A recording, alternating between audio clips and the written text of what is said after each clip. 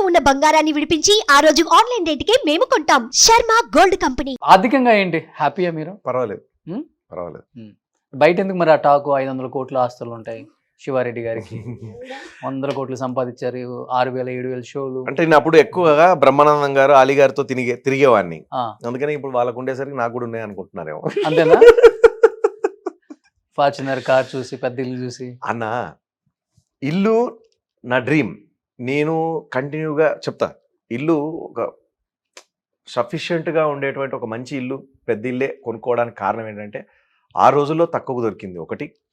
రెండోది ఏంటంటే నేను రెగ్యులర్గా చెప్పాను కదా, అంటే ఫ్లైట్, షూటింగ్ ఉంటే ఇక్కడ, షూటింగ్ లేకపోతే యూఎస్లో ప్రోగ్రాంలో ఆఫర్లు వచ్చేటి. ఏమంటే సార్ మీరు పలానా న్యూ జెర్సీ అనుకుందాం, సార్ వస్తారా సార్ న్యూ జెర్సీకి, పలానా రోజు ఉంది ప్రోగ్రామ్, షూటింగ్ ఉంది అంటే లేదు. అప్పుడు షూటింగ్ లేదు అనే టైంలో కాల్ వచ్చింది అనుకోండి, వస్తే వెంటనే ఓకే చెప్పేవాడిని. షూటింగ్ అయిపోయిందా నెక్స్ట్ డే లేదా మరుసటి రోజు ఆ 2 రోజుల తర్వాతనో ఫ్లైట్ ఎక్కేవాడిని. ఎక్కి ప్రోగ్రామ్ చేసుకునేవాడిని. అది దుబాయ్ కావచ్చు, ఆస్ట్రేలియా కావచ్చు, లండన్ కావచ్చు, జపాన్ కావచ్చు. ఆల్మోస్ట్ ఎన్ని కంట్రీస్ తిరుగుంటారు మీరు? అన్ని ఆల్మోస్ట్ 190 మ్యాక్సిమం. అంత కాదు కానీ మ్యాక్సిమం. యాక్చువల్లీ ఒక యూఎస్కే నేను 80 అబోవ్ 80 సార్లు వెళ్ళారు. ఒక పాకిస్తాన్ తప్ప అన్ని వెళ్ళాను. బట్ ఫెస్టివల్స్కి ఎప్పుడు ఇంట్లో ఉండరు, అప్పుడే ఈవెంట్స్ ఉంటాయి. ఫ్యామిలీని బాగా మిస్ అయ్యే వల్ల చాలా మిస్ అవుతాం. బట్ ఏంటంటే మాకు ఇంకా తను అందరినీ నవ్వించడానికే వెళ్తున్నారు కాబట్టి తను ఉన్నప్పుడే మాకు ఫెస్టివల్ లాగా అన్నమాట. అంతే, మీ వరకే చేసుకోవాలి ఫెస్టివల్. ఇందాక మీరు బాగా మిస్ అవుతుంటారా డాడీని?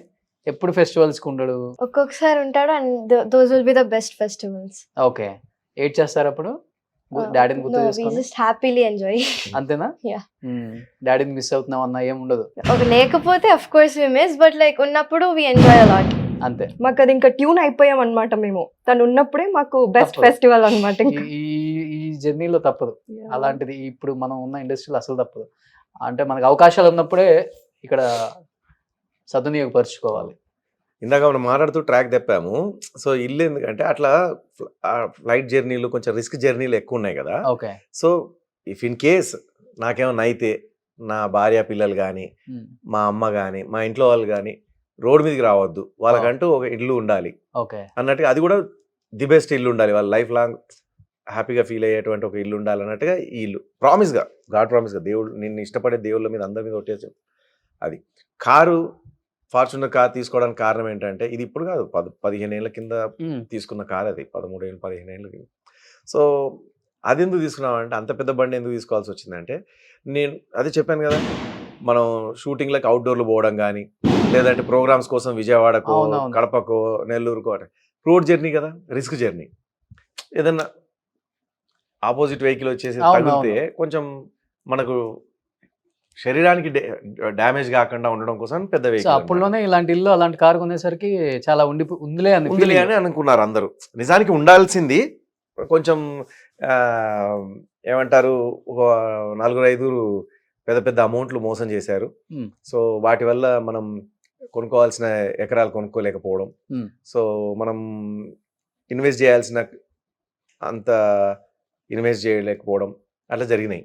ఇంకా చాలామంది ఇవ్వలేదు, డబ్బులు ఇస్తారో లేదో కూడా తెలియదు. బట్ వాళ్ళ ఏమంటారు, వాళ్ళ మర్యాదకి అది వదిలేద్దాం. ఇండస్ట్రీ వల్ల అవుట్ ఆఫ్ ఇండస్ట్రీ, బయట వాళ్ళే.